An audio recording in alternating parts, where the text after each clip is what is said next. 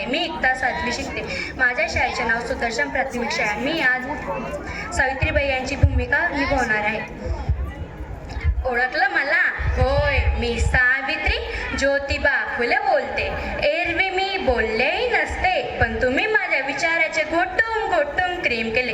तुम्ही चक्क का मला देवी बनवून फोटोमध्ये फ्रेम केले. जमेल तेव्हा जमेल तसे माझ्या सोयीनुसार कौतुकी करतात, पण दुःख याचेच की तुम्ही मला गृहीत धरतात. याचाच राग मी तुमच्या समोर खोलते. होय, मी सावित्री ज्योतिबा फुले बोलते. ज्या माझं वारचं सांगतात त्याच बैमान झाल्या असं होईल. मला कुठं समोरच दिसलं होतं. एका वेगळ्या जगासाठी मी शिव्या दगडाबरोबर शेणही जोसले होते. तुमच्या शब्दात सांगायचे तर दिवस रात्र खासले होते. आज मी कसले गाव झेलते. होय, मी सावित्री ज्योतिबा फुले बोलते. आम्ही तुमच्यासाठी शाळा काढली, ही कोणती उपकाराची भाषा नाही.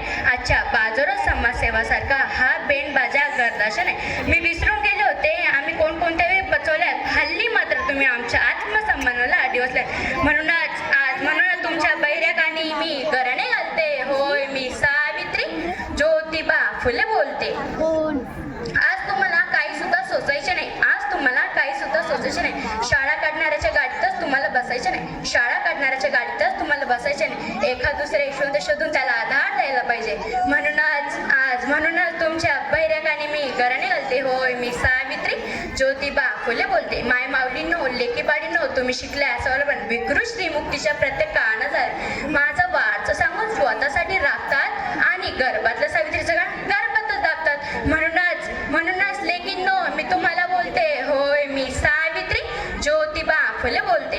होय, मी सावित्री ज्योतिबा फुले बोलते. धन्यवाद.